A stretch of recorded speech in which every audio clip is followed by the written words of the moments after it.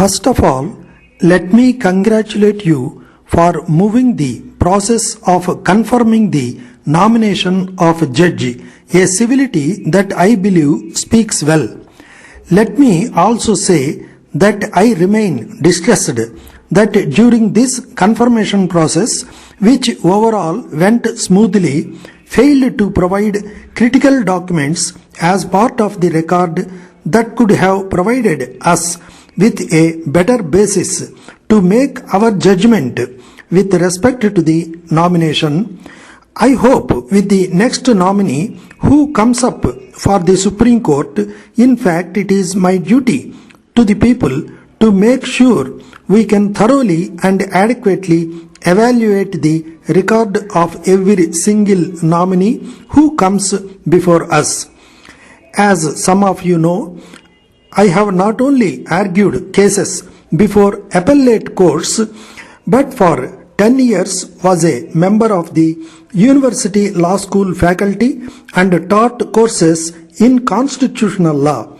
Part of the culture of the University Law School faculty is to maintain a sense of collegiality between those people who hold different views.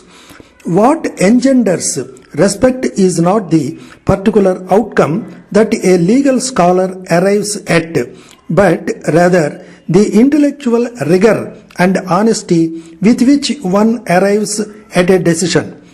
Given that background, I am sorely tempted to vote for the present nominee based on my study of his resume, his conduct during the hearings, and a conversation I had with him yesterday afternoon. There is absolutely no doubt in my mind that the judge presently nominated is qualified to sit on the highest court in the land. Moreover, he seems to have the comportment and the temperament that makes for a good judge. He is humble, he is personally decent, and he appears to be respectful of different points of view. It is absolutely clear to me that he truly loves the law.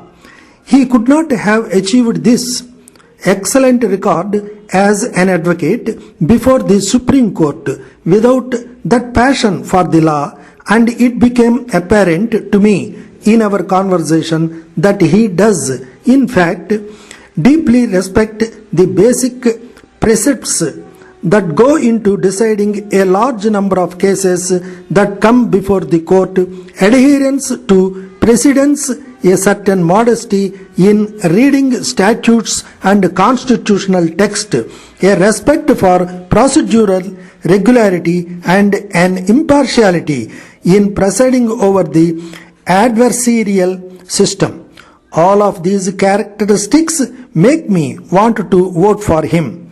The problem I face, a problem that has been voiced by some of my other colleagues, both those who are voting for him and those who are voting against him, is that while adherence to legal precedent and rules of statutory or constitutional construction will dispose of most of the cases that come before a court, that last mile can only be determined on the basis of one's deepest values, one's core concerns, one's broader perspectives on how the world works, and the depth and breadth of one's empathy.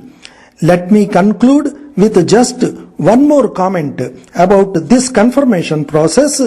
I was deeply disturbed by some statements that were made by largely democratic advocacy groups. But what I would like to see is for all of us to recognize as we move forward to the next nominee that in fact the issues that are confronted by the Supreme Court are difficult issues. That is why they get up to the Supreme Court. The issues facing the court are rarely black and white, and all advocacy groups who have a legitimate and profound interest in the decisions that are made by the court should try to make certain that their advocacy reflects that complexity. These groups hampered the process in the past. Thank you.